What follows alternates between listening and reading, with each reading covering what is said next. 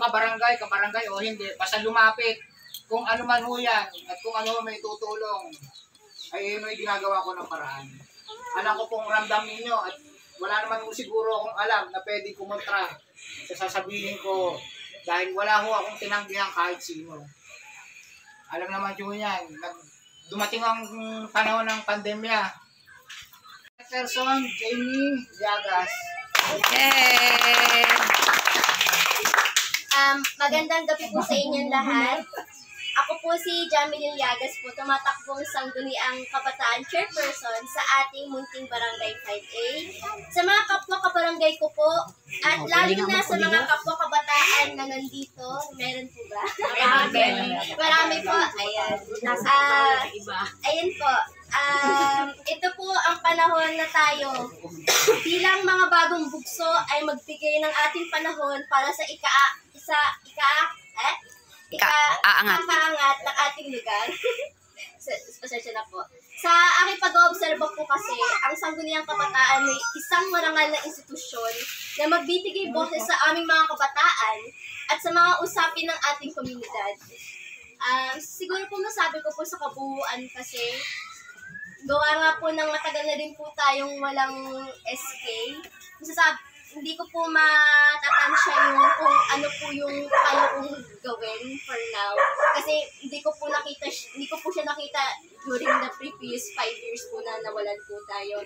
Pero gagawin ko po lahat ng makakaya ko para po ay atin pong mapalaganap po ang ating barangay. Ayun nga po. At sa mga iba naman po na mga barangay, napansin ko rin po na naging limitado yung konsepto ng pagpapatupad ng mga programa ng kabataan ng SK. Agad lang po ng mga waiting sheds, basketball courts, at yung mga paliga po, na dito lamang na nararamdaman yung kailangan ng Sangguniang Kabataan. Bagamat nga nalihiti mo yung mga programa na yun, sa akin pong pananaw ay hindi nito nasasapon or nakukuha ang esensya ng Sangguniang Kabataan talaga. Kagaya po nung sinabi po ni Kapitan nga po na yung pondo po ay tumaas na nga po yung ating pondo. Sana po ay magamit natin yung pondo na yun pagdagdag nga po sa mga gamot po. So para po sa atin po, di lang naman po sa kabataan. Ayun. Bali po ay para sa akin at sa aking mga kasama. Higit pa dito ang pwedeng magawa namin mga kabataan po. Kaya naman po ay nandito kami para magbigay ng mga alternatibo para sa mga kabataan po ng ating Barangay 5A.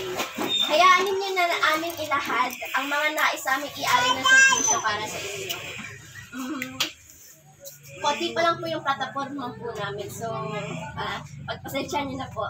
Nais po naming palakasin po ang kakayahan ng mga kabataan ng ating barangay sa pamamagitan po ng pagkakaloob sa kanila ng pagkakataon na mag-aral sa kahit anong mga pamamaraan po.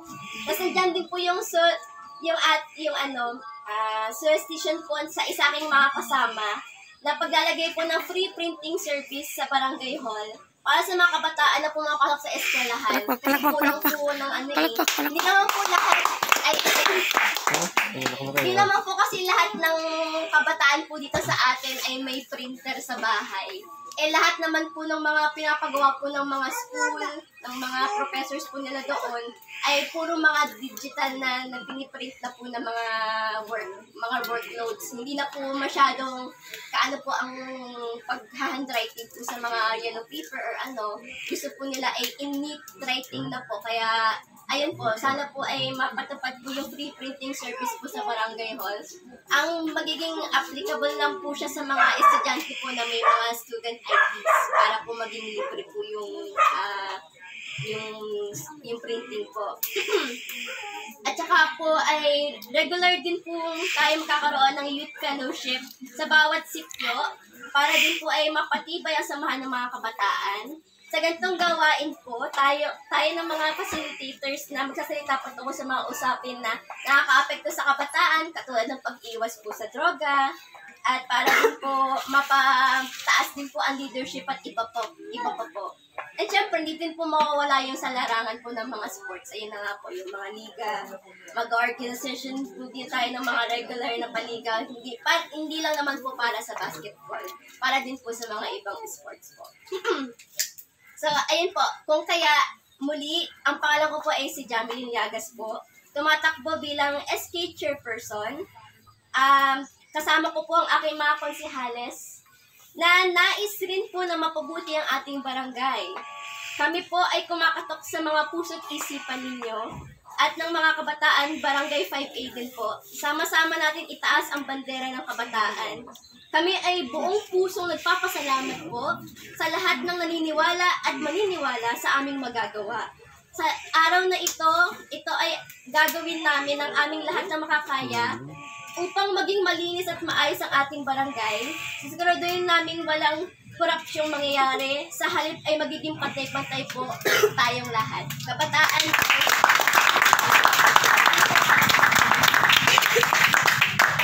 Ayos Congrats! Congrats! Sige, ngayon, hindi ko unahan yung nasa una ko yung nasa likod. Nagtatago. Lalayo pa.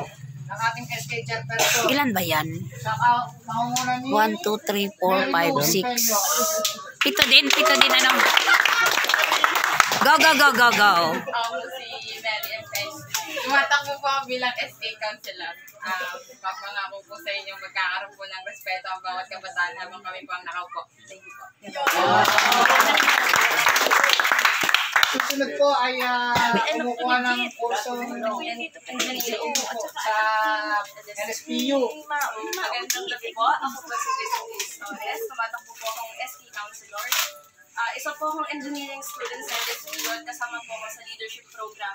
Kaya po nais ko pong mag-focus po sa pag-aaral po ng mga kabataan dito po sa ating barangay. Isa po ako sa nag-suggest po na magkaroon po tayo ng printing service.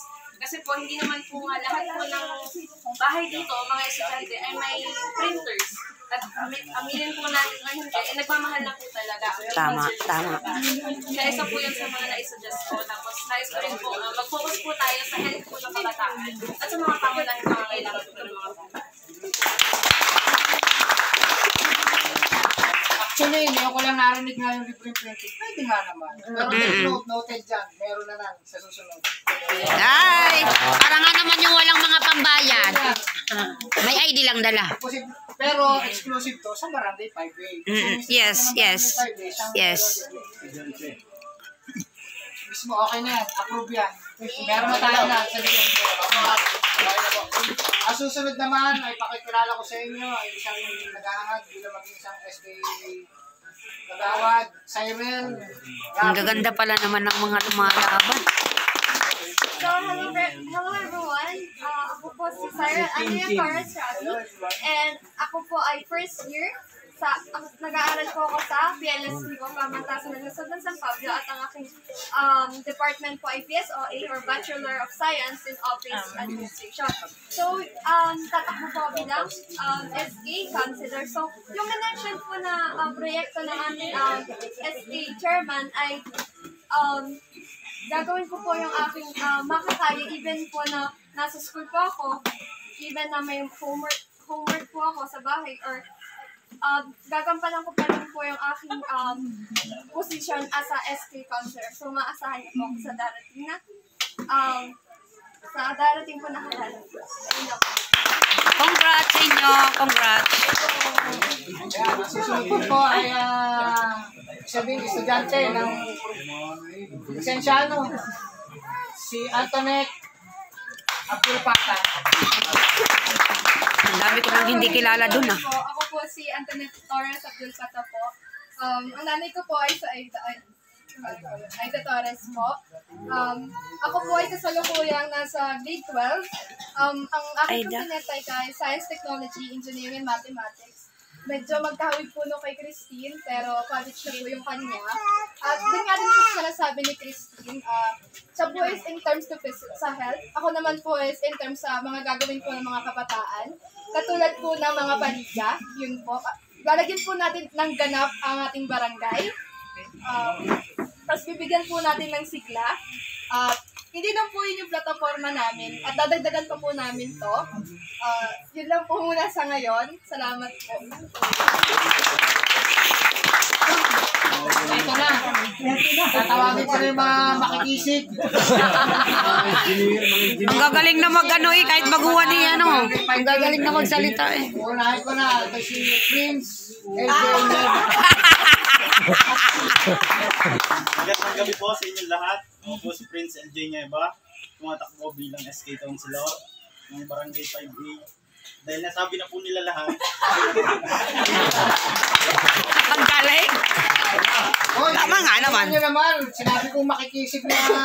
Wala na po, nailista na po na. Ang susunod ko pong babanggitin sa inyo yung malapit din dito. Ito yung anak ng ating konsyala Maris. Ang bunso. Cyrus Lodimer Puhawa. Anak ni Ode yan, anak ni Ode. Magandang gabi po sa inyo lahat. Ako po si Cyrus Puawan, tumatakbo bilang SK Councilor. Yun nga po, yung mga gagawin po ng aming grupo, nasabi na po lahat. Asahan nyo na lang po. Maraming salamat. Makulit baga, Kon? Makulit ano? Pare, ito kahuli-hulihan. At ito, alam kong kilala nyo rin. At ito yung nag-iisang, hindi naman pala nag-iisa. Parang anak nga itong lalaki. Pero ito yung pangalan na lalaki. Yung nagsasalita kami ng maitim. Ito yung maitim din. Gwapo-gwapo. Mas gwapo-gwapo sa kanina. Isang barangay SK Kalawat. Meljon Castillo. Panalo na yan. Panalo na yung mga malaman. Baka makasayaw ka pa dyan. Lahat, ako po si Melchor Castillo, tatakbong SK Councilor. Ang akin lang po ay, hanggat ako'y nakaupo, mananatiling magiging maayos ang ating kabataan. Galing! Congrats! Congrats! Ganda ko po, hindi tatayo. So, mga kabarangay ko po sa Taipei, hayaan niyo po muna tayo magkakonto ng kaunti. Kung ano man yung ating naging accomplishment sa loob ng mga nakaraan.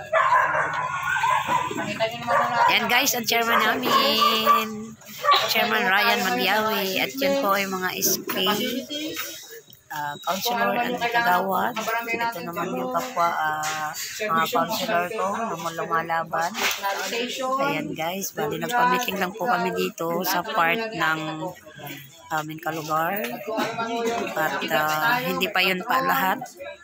Marami pa po ang mga barangay namin na hindi po nakarating. Kaya, ng inyong chairman, gagawin mo natin ang paraan. Kaya hihiling ko po sa inyo, sa darating na October 13, may ating nung pagsamasamahan, tulungan po natin ang ating line-up para tayo vote straight, para tayo magkaisa at matulungan natin ang ating mga kabarangay. Bilang panghuli, hinihiling ko po sa inyo na sa ating pong pag-iwahiwalay ay ating pong iparating ang mensahe ng bawat isa sa amin kasi yung ating mga kabarangay at kamag-anak na botante sa ating barangay. Masabi natin kung ano yung ating napapag-usapan dito.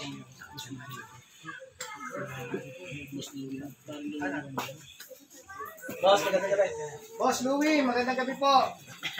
Magandang gabi po. Magandang gabi po. Ano, bilang panghuli, ako po nagpapasalamat po mong muli. At dahil nga po sa inyo, ay wala nang naglakas ng loob. Para po Yes! Ano yun? Last term mo na? Last term mo na, hindi pa? Second pala. Okay. Oo nga pala, ano? Kagaya po na nabanggit ko kanina, kami po ay babalik pa ng isa pa. At sana po ay sa pagbabalik namin, marami po tayo. Sa bilang kay Karen Brian, kay Ate Bino. At kami po naman very good. Pumunta lang po kay na Andrea. Meron po kami. Hindi lang pwedeng ano kasi bawal. Thank you po. Thank you. Maraming salamat.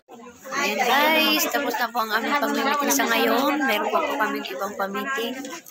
Maraming salamat po sa inyo. God bless us all. Thank you so much.